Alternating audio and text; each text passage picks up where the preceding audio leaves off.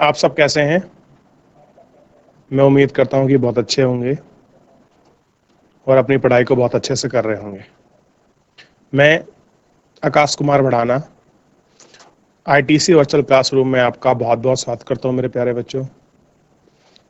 जैसा आपको पता है कि हमारा 6th क्लास है और हिस्ट्री हमारे अतीत जो हमारी बुक है उसको हम लोग देख रहे हैं और उसमें आज हम लोग चैप्टर नंबर 7 आपका प्रारंभ करेंगे और चैप्टर नंबर आपका 7 के अंतर्गत हम लोग देखेंगे अशोक एक ऐसा सम्राट जिसने युद्ध का त्याग किया।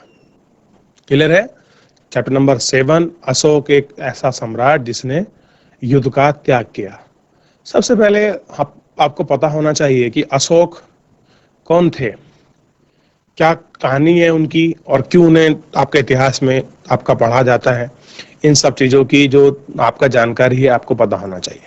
तो बच्चों मैं एक बेसिक आपको इंट्रो देता हूँ अशोक के जीवन काल के बारे में, फिर आपको समझ आएगा। देखिए, अशोक जो है मौर्य साम्राज्य के एक सबसे आपके शक्तिशाली शासकों में से एक थे।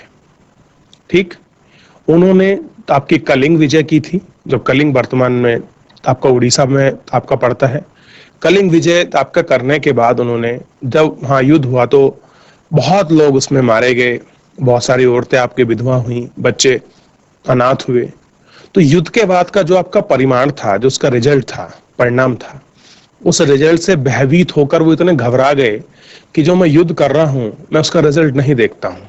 जब मैं उसका रिजल्ट देखता हूं तो मेरे को समझ आता है कि जो सैनिक, जो व्यक्ति वहां मरे हैं, उनके मरने के बाद उनके परिवार का की क्या स्थिति होती है, क्या हाल होता है, वो अशोक ने देखा। उनकी समस्याओं को देखते हुए, उनके विलाप को देखते हुए, उनको दुख को आपका देखते हुए अशोक का हृदय आपका परिवर्तन हो गया।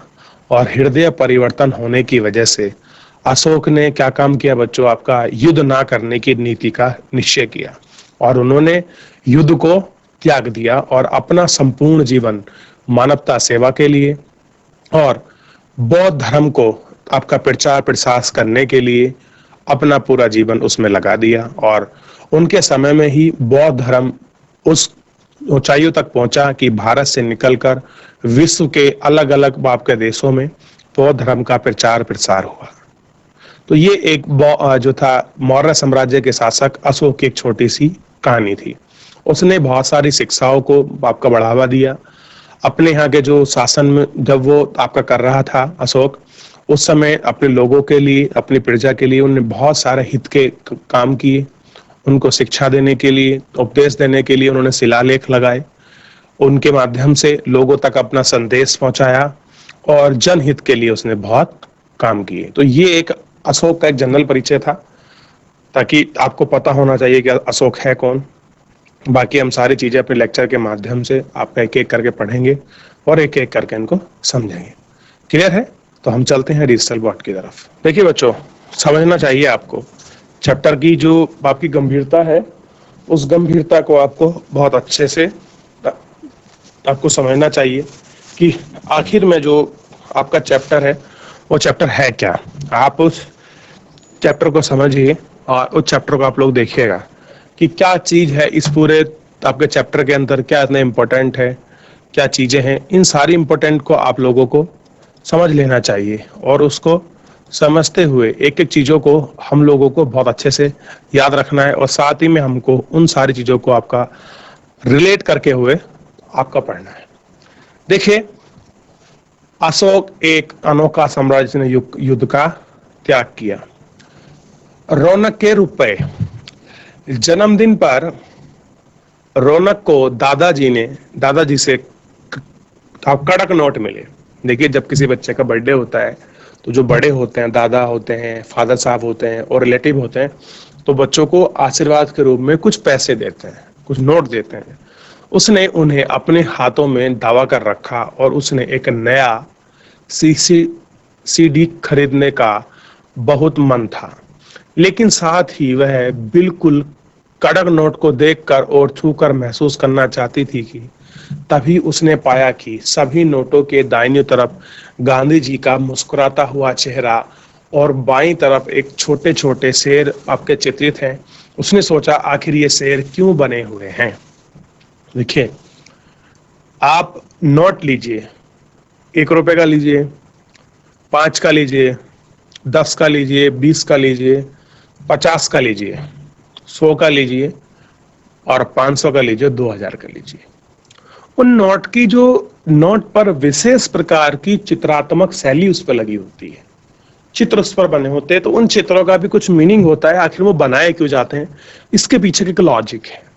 उस लॉजिक को समझते हैं और साथ ही साथ समझने से पहले आप देखिए, इस तरह का जो स्तंभ है, शेरों वाला शीर्ष स्तंभ, ये आखिरकार जो होता है, जितनी भी आपके सरकारी बिल्डिंगे हैं, सरकारी ऑफिस हैं, वहां हमें जरूर आपका देखने के लिए मिलता है। ठीक है, तो इसको हम लोगों को ध्यान रखना है। ठीक, चलिए हम देखते हैं कि आखिर में क्यों है और कहां से आया है ये स्तंभ। इस आपका चीज की सारी जानकारी हम लोग अपने लेक्चर के माध्यम से एक एक करके जुटाएंगे। देखिए, हम जिन शेरों के चित्र रुपए पैसों पर देखते हैं, उनका एक लंबा इतिहास है। कह रहा, जो आप रुपए, जो आप सारे ये चिन्ह जो आप देखते हैं, शेर वगैरह, इन शेरों का, इन स्तंभों का एक लंबा इतिहास है। उन्हें पत्थरों को काट कर बनाया गया है। कैसे किया गया है? पत्थरों को काट कर बनाया गया है और फिर उन्हें सारनाथ में एक विशाल स्तंभ पर स्थापित किया गया है। और क्या किया गया है? सारनाथ जो है आपका बनारस में स्थित है, वाराणसी में, उस पर आपका स्तंभ किया गया। और सारनाथ आपको पता होना चाहिए, भगवान बुद्ध की वो स्थली है जहां पर उन्होंने आपका उपदेश दिए थे। ठीक, और तुमने इसके विषय में चैप्टर नंबर 6 में पढ़ा है। बिल्कुल, किसमें पढ़ा है? चैप्टर नंबर 6 में आपने पढ़ा है। इतिहास के महानतम राजाओं में से एक अशोक के निर्देश पर जैसे कई स्तंभों और पत्थरों पर अभिलेख उत्कीर्ण किए गए, इसके पहले हम यह जाने कि अभिलेख में क्या लिखा है, इसको समझने की कोशिश करें। उनके राज्य को साम्राज्य क्यों कहा जाता था? कह रहे, जो उनका राज्य है, उस राज्य को हम लोग साम्राज्य क्यों कहते थे, यह हमको समझना चाहिए। अशोक जिस साम्राज्य पर शासन करते थे, उसी स्थापना के, उनके जो स्थापक थे वो किसने किया था? उनके दादा चंद्रगुप्त मौर्य ने लगभग 2300 साल पहले किया था। आज से 2300 साल पहले अशोक के दादा थे चंद्रगुप्त मौर्य ने किया था। चाणक्य या कौटिल्य नाम के एक बुद्धिमान व्यक्ति ने चंद्रगुप्त की सहायता की थी। क्या की थी? चाणक्य था आपका जो, और जिसको हम आपका कौटिल्य के नाम से जाना जाता है, उसने चंद्रगुप्त की सहायता की थी। चाणक्य के कई विचार हमें अर्थशास्त्र की किताब में मिलते हैं। किसमें मिलते हैं? अर्थशास्त्र। देखिए, जो बुक है अर्थशास्त्र, ये असल में राजनीतिक दर्शन की बुक है। इसके जितने भी पॉइंट है वो आपके सारे पॉलिटिकल इशू हैं, लेकिन इसका नाम अर्थशास्त्र है। इकोनॉमी की कोई पुस्तक नहीं है ये, इसमें पॉलिटिकल साइंस है, उसी का एक दर्शन है, एक चीज है पूरी। ठीक, तो इतना आपको जानकारी मिली अशोक के विषय में कि चंद्रगुप्त मौर्य के क्या थे? पोते थे। ठीक, 2300 साल पहले इनका वो था, और इन्होंने ये स्तंभ जो था अशोक के जो था, अशोक ने सारनाथ में लगवाए थे। और एक बुद्धिमान व्यक्ति चंद्रगुप्त मौर्य का भी हमको नाम इसमें परिचित हो गया। आगे बढ़िए। वंश, जब एक ही परिवार के कई सदस्य एक के बाद एक आपका राजा बनते हैं तो उन्हें एक ही वंश कहा जाता है।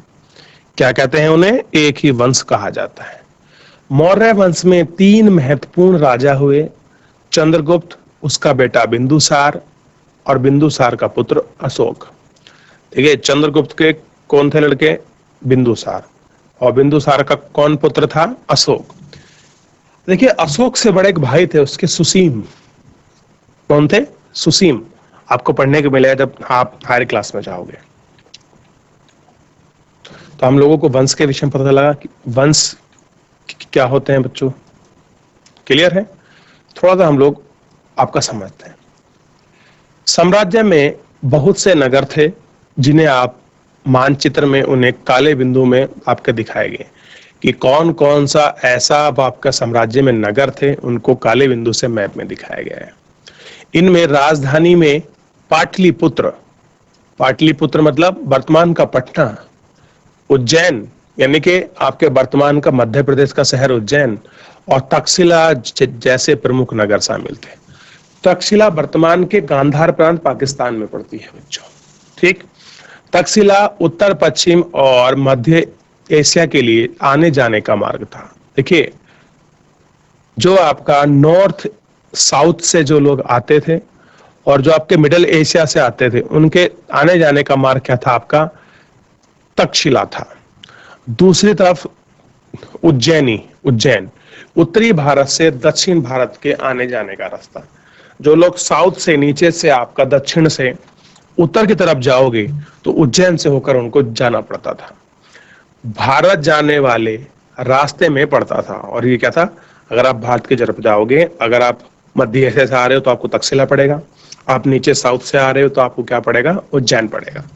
ठीक, शायद नगरों में व्यापारी, सरकारी अधिकारी और शिल्पकार रहा करते थे। कह रहे कि शायद ऐसा हो सकता है कि नगर में कौन रहता था? आपका जो व्यापारी थे, जो आपके सरकारी अधिकारी थे, या फिर जो आपके शिल्पकार थे, वो लोग रहा करते थे। अब समझिए, साम्राज्य के बहुत बड़े क्षेत्रों में किसान, पशुपालक के गांव बसे हुए थे। कह रहे बहुत बड़ा सा क्षेत्र था जिसमें किसान थे और आपके पशुपालक क्या थे? उसमें आपके बसे हुए थे। मध्य भारत जैसे इलाकों में ज्यादातर हिस्सा जंगलों से भरा हुआ था। मध्य भारत का जितना बड़ा हिस्सा क्या था? आपका जंगलों से भरा हुआ था। वहां लोग फल फूल का संग्रहण और जानवरों का शिकार कर कर आजीविका चलाते थे। क्या करते थे? आजीविका चलाते। साम्राज्य के अलग अलग इलाकों में लोग विभिन्न विभिन्न भाषा बोलते थे और वे लोग शायद अलग अलग प्रकार का भोजन करते थे, और यहां तक कि अलग अलग किस्म की पोशाक भी पहनते थे। अब देखिए, सबसे पहला मानचित्र देखिए और मानचित्र को समझते हैं। ये रहा आपका तक्षशिला। अगर कोई ये आएगा इधर से तो इस तरह से भारत में होकर बंदर की तरह आपको प्रवेश किया जाता था। और ये रहा पाटलिपुत्र। पाटलिपुत्र का मतलब है कि यहाँ क्या करता था? अशोक अपना शासन करता था इस वाले क्षेत्र पर। ठीक, अब देखिए, आपको समझना होगा, ये रहा उज्जैन। जो भी लोग आपके दक्षिण भारत से आएंगे वो उनको ये रास्ता आपको फॉलो करना पड़ता था। और ये रहा कलिंग, जो पड़ता है उड़ीसा में। पाटलिपुत्र, कलिंग और आपका तक्षशिला, इस तरह से पूरे इन्होंने भारत पर शासन किया हुआ था। ठीक, अगर कोई लोग बंगाल की खाड़ी से आएंगे तो यहाँ आना है, इधर से नीचे से आएगा, इधर से मध्य एशिया से अरब सागर से आता था तो अभी उनको गिरनार, जो आपका गुजरात में पड़ता है, जूनागढ़, इस क्षेत्र से होते हुए उनको मध्य प्रदेश आना। तो मतलब इस तरह से उन्होंने संपूर्ण पूरे भारत को अपने कब्जे में लिया हुआ था। क्या कर रखा था? पूरे भारत पर अपना युग, पूरा उनका क्षेत्र उसका उनके उसमें था, कब्जे में। उस युग के प्रमुख नगर और अभिलेख स्थल प्राप्त। कह रहे कौन कौन से ऐसे स्थल हैं जो उनको प्राप्त हो गए? ठीक है, आगे देखते हैं। तो ये सब लोग एक बार मैं इनको बिल्कुल क्लीन कर देता हूं और आप इसको देख सकते हैं। ठीक है बच्चों, आप इनको समझिए। दिल्ली ये रहा, मेरठ, कालसी देखिए, लुम्बिनी, रामपुरा, पाटलिपुत्र, रूपनाथ, सांची, सोपरा, गिरनार में भी वो मिला है, कलिंग, मास्की, ये सब ऐसे स्थान है। देखिए, जहां रेड कलर से पॉइंट हुआ है वो अभिलेख स्थल है, और ब्लैक पॉइंट से जो अभिलेख हुआ है वो आपके महत्वपूर्ण स्थल है। ठीक, तो आपका तक्षशिला, पाटलिपुत्र, उज्जैन, ये प्रमुख आपके नगरों में आते हैं। बाकी सब जगह क्या मिला है यहाँ आपका? ये वो सारे ऐसे स्थल हैं जहां से हमको अशोक के अभिलेख आपके प्राप्त हुए हैं। ठीक, अब देखिए, राज्य साम्राज्य से कैसे भिन्न है। कह रहे जो आपका राज्य होता है वो साम्राज्य से कैसे भिन्न, मतलब अलग होता है। चूंकि राज्य की अगर हम लोग बात करते हैं तो राज्य की जो वर्तमान संकल्पना है उस संकल्पना जैसा नहीं है, इसकी एक अलग है, उसको देखते हैं। क्योंकि साम्राज्य राज्य से बड़े होते थे। कह रहे जो आपके राज्य थे वो क्या होते थे, आपके साम्राज्य से बड़े होते थे, साम्राज्य बड़े होते थे राज्यों से, और उनकी रक्षा के लिए बड़ी सेना की जरूरत होती थी। और क्या पड़ता था उनके लिए, आपकी बड़ी सेना की उनको आवश्यकता पड़ती थी। इसलिए सम्राटों को राजा की तुलना में ज्यादा संसाधन की जरूरत होती थी, और यही कारण था कि क्या करना पड़ता था आपका, राजाओं को उनकी तुलना में ज्यादा जरूरत करनी पड़ती थी। आगे देखिए, इसी कारण उन्हें बड़ी संख्या में कर इकट्ठा करने वाले अधिकारियों की जरूरत होती थी। वो लोग क्या करते थे कि उनको इसलिए क्या करना है, आपको जो बड़े अधिकारी हैं उनको इकट्ठा करना है, ठीक, ताकि जो टैक्स कलेक्शन है वो अच्छी मात्रा में वसूल तब किया जा सके, और राजस्व की जो आपकी प्राप्ति है वो अच्छी मात्रा में हो। क्योंकि सम्राटों को राजा की तुलना में क्या थी, अधिक संसाधनों की आवश्यकता होती थी। क्योंकि जितना बड़ा आपको क्षेत्र चलाना है, उस क्षेत्र को आपको चलाने के लिए आपके पास पैसा, संसाधन, ये सारी चीजें होना बहुत जरूरी है। देखिए, साम्राज्य का प्रशासन कैसे चलता था, क्या स्थिति थी। चूंकि मौर्य साम्राज्य बहुत बड़ा था, इसलिए अलग अलग हिस्सों पर अलग अलग ढंग से शासन किया जाता था। यानी जो अलग अलग उसके हिस्से हैं, पार्ट, उन्हीं को अलग अलग हिसाब से शासन किया जा रहा था। पाटलिपुत्र और उसके आसपास के इलाकों पर सम्राट का सीधा नियंत्रण था। कह रहे हैं जो उसके पास पर उसके इलाके हैं, उन इलाकों पर सीधा उनका नियंत्रण था, ठीक। इसका मतलब यह हुआ कि किसी इलाके के गांव और शहरों के किसान, पशुपालक, शिल्पकार, व्यापारी से कर इकट्ठा करने के लिए राजा अधिकारियों की नियुक्ति करता था। बिल्कुल सही बात है। अगर आपका वसूलना है, आपको किसी राजा को गांव से, शहरों से, आपका किसानों से, शिल्पकारों से, तो उसको अधिकारी जो थे ऑफिसर नियुक्त करने पड़ते थे, जो राजा के आदेश का उल्लंघन करते थे। अधिकारी उनको सजा देते थे। यानी कि जो राजा ने नियम फिक्स किए हैं, अगर उसको कोई नहीं मानता तो जो अधिकारी होते हैं वो उनको सजा देते थे, ठीक। इनमें से कई अधिकारियों को वेतन भी दिया जाता था। संदेश वाहक की एक जगह से दूसरी जगह घूमते रहते थे और राजा के जासूस अधिकारियों पर कार्यकलाप पर नजर रखते थे। कह रहे जो राजा के जासूस हुआ करते थे, अधिकारी किस प्रकार से काम कर रहे हैं उन पर नजर रखते थे। इन सबके ऊपर सम्राट था, जो राज परिवार एवं वरिष्ठ मंत्रियों की सहायता से सब पर नियंत्रण रखता था। अब देखिए क्या पर नियंत्रण रख रहे थे बच्चों, आपको ध्यान रखना है। ये राज परिवार से और जितने वरिष्ठ मंत्री थे उनकी सहायता से ये सब क्या करते थे, इन पर आपका नियंत्रण रखते थे। मौर्य साम्राज्य के भीतर कई छोटे प्रांत या क्षेत्र थे। इन पर तक्षशिला या उज्जैनी जैसे प्रांतीय राजधानियों से शासन किया जाता था। कह रहे कि जो आपके तक्षशिला थे, उज्जैन थे, जो ये छोटे प्रांत थे, इन प्रांतों पर क्या करते थे कि वहाँ कुछ लोगों को नियुक्त करते थे और आपका उन्हीं के माध्यम से इनसे शासन किया जाता है, ठीक। कुछ हद तक पाटलिपुत्र से इन क्षेत्रों पर नियंत्रण भी होता था और अक्सर राजकुमारों को वहां का राज्यपाल बनाकर भी होता क्या था, जो आपके राजा के जो आपके पुत्र होते थे, उन पुत्रों को क्या कर देते, वहां का राजकुमार बना के आपका भेज दिया जाता।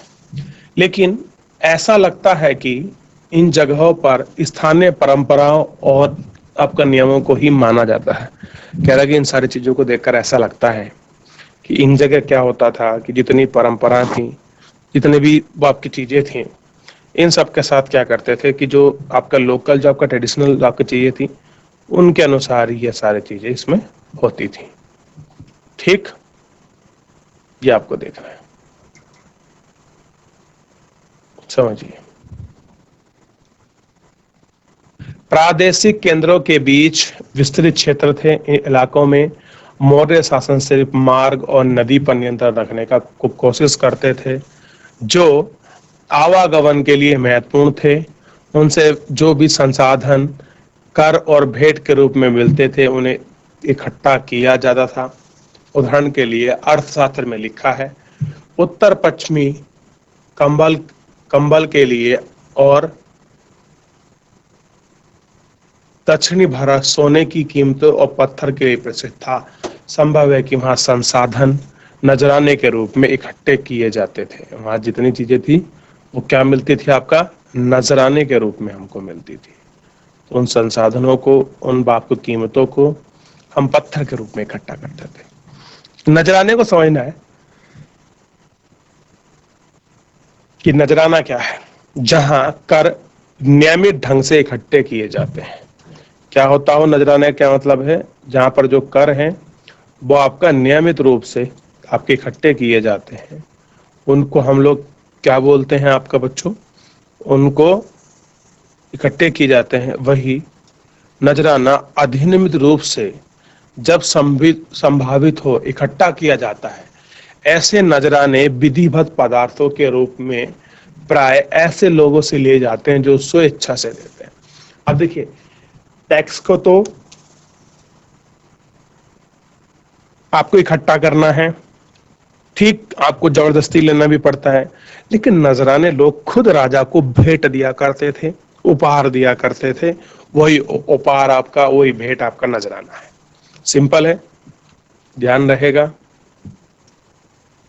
ठीक, अब राजधानी में सम्राट, थोड़ा इस पर हम लोग अपनी चर्चा कर लेते हैं कि राजधानी में जो सम्राट है वो किस प्रकार की स्थिति में है, उस थोड़ी स्थिति की चर्चा करते हैं। देखिए, मेगस्थनीज चंद्रगुप्त के दरबार में पश्चिमी एशिया के यूनान राजा सेलुकस निकेटर का दूत था। मेगस्थनीज कौन था? सेलुकस निकेटस। क्लियर है? ये क्या था? सिकंदर का सेनापति था सेलुकस निकेटर। ये क्या कर रहा था? ये सेलुकस निकेटर साथ आया था। इनके साथ कौन आया था? मेगस्थनीज, जिसने बुक लिखी है इंडिका।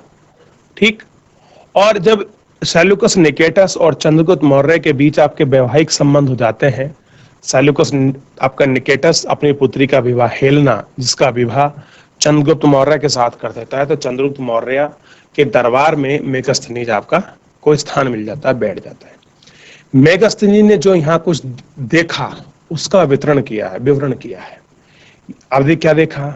यहां हम सबके उसके विवरण का एक अंश देते हैं। कह रहे जो उसने विवरण किया है उसका एक अंश जो है हम लोग यहां दे रहे हैं। देखते हैं। सम्राट का जनता से सामने आने के अवसरों पर शोभ यात्रा के रूप में जश्न मनाया जाता था। कह रहे कि जब राजा जनता के सामने आता था तो जनता शोभ यात्रा के रूप में उसको मनाती थी। उन्हें एक सोने की पालकी में ले जाया जाता था। उनके अंगरक्षक सोने और चांदी से अलंकृत हाथियों पर सवार रहते थे। कुछ अंगरक्षक पेड़ों पर लेकर चलते थे। इन पेड़ों पर प्रशिक्षित तोतों का एक झुंड रहता था जो सम्राट के सिर के चारों तरफ चक्कर लगाता था। राजा सामान्यतः हथियारबंद महिलाओं से घिरे होते थे। वे हमेशा इस बात से डरे रहते थे कि कोई उनकी हत्या करने की कोशिश ना करे। उन्हें खाने से पहले खास नौकर उन्हें चेक करते थे। वे लगातार 2 रात एक कमरे में नहीं सोते थे। कह रहे उन्हें क्या होना पड़ता था कि लगातार वो आपका 2 दिन एक कमरे में आपका नहीं सोते थे। ठीक, लगातार क्या करते थे? उनको एक कमरे में वो लोग आपका नहीं सोते थे, वो हमेशा चेंज करते रहते थे। और पाटलिपुत्र यानी कि आधुनिक पटना के बारे में, यह एक विशाल और खूबसूरत नगर है। यह विशाल और प्राचीर से घिरा है, जिसमें 750 70 बुर्ज और 64 द्वार, 2 और 3 मंजिल वाले घर लकड़ी और कच्ची ईंटों से बने हैं। राजा का महल भी काठ यानी लकड़ी का बना है। इसे पत्थर की नक्काशी से अलंकृत किया गया है, उसको डिजाइन किया गया है। यह चारों तरफ से उद्यान और चिड़ियों के लिए बने बसेरों का घर है। क्लियर है? राजा द्वारा खाना चेक करने के लिए पहले खास नौकर उसे क्यों चेक किया करते थे? देखिए पूरी स्थिति को बताया है और बताया है। ये हमसे प्रश्न पूछ रहा है ऐसा क्यों है कि जो राजा है उस राजा का जो खाना है उस खाने को पहले चेक क्यों क्यों करते थे? ठीक, ऐसा क्यों था? देखिए आज भी हमारे यहाँ मुख्यमंत्री, प्रधानमंत्री या कुछ ऐसे वरिष्ठ नेता हैं, उनके पास ऐसी सिक्योरिटी या आपके इंटेलिजेंट है कि अगर वो खाना खाते हैं या कुछ भी करते हैं तो सबसे पहले एक टीम है जो उनके पूरे खाने वाने को सब कुछ चेक करती है। ये आशंका रहती है कि कहीं उनको जान से ना मार दे, किसी प्रकार की चीजें ना हो जाए, उनके साथ कोई घटना घटित ना हो जाए। तो इसलिए उनके साथ हमेशा क्या होता है, एक पैनल जो है वो हमेशा चलता है जो इन सब चीजों का आपका ध्यान रखता है। क्या करता है? इन सब चीजों का आपका तो बहुत अच्छे से ध्यान रखता है। ठीक, और उसको चेक किया जाता है उनकी सिक्योरिटी पर्पस के लिए। अब इसमें कह रहा है कि पाटलिपुत्र मोहनजोदाड़ो से किस प्रकार भिन्न था। अब आप पाटलिपुत्र और मोहनजोदाड़ो के बीच अंतर कर सकते हैं। ठीक, अब इसको और पढ़ लीजिए। और अंत में जंगल वाले इलाके आते हैं जहां रहने वाले लोग काफी हद तक स्वतंत्र थे। उनसे उम्मीद की जाती थी कि वे मौर्य पदाधिकारियों को हाथी, लकड़ी, मधु यानी कि शहद और मोम जैसी चीजें ला कर दें। उनसे बस यही चीजें क्या क्या करी जाती थी, उनसे ये सारी चीजें आपका मांगी जाती थी। इन सारी चीजों का ही उनसे क्या किया जाता था, उम्मीद की जाती थी कि ये लोग इनको ला कर दें जो लोग आपके जंगल में आपके रह रहे हैं। ठीक है बच्चों, तो बच्चों यही जो था पूरा आप देखें, ये अशोक का जो आपका साम्राज्य था, उस साम्राज्य की जो पूरी सारी स्थिति थी, ये उस स्थिति का एक झलक हम लोगों ने अपने लेक्चर के माध्यम से इसको पढ़ा और समझा। कुछ व्यवस्थाओं को जानने की हमने कोशिश की।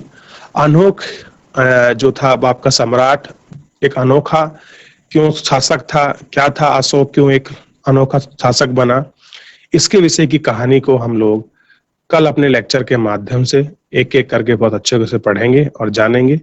फिलहाल आज के लिए अपने लेक्चर से यही अंतिम करते हैं। मिलते हैं नेक्स्ट लेक्चर में। तब तक के लिए अपना ध्यान रखिए, स्वस्थ रहिए और अपनी पढ़ाई को बहुत अच्छे से करते रहिए। किसी प्रकार का कोई आपको डाउट हो तो आप लाइव जुड़कर चैट के माध्यम से आप हमसे पूछ सकते हैं। आपका मुझसे जुड़ने के लिए आपका बहुत बहुत धन्यवाद बच्चों।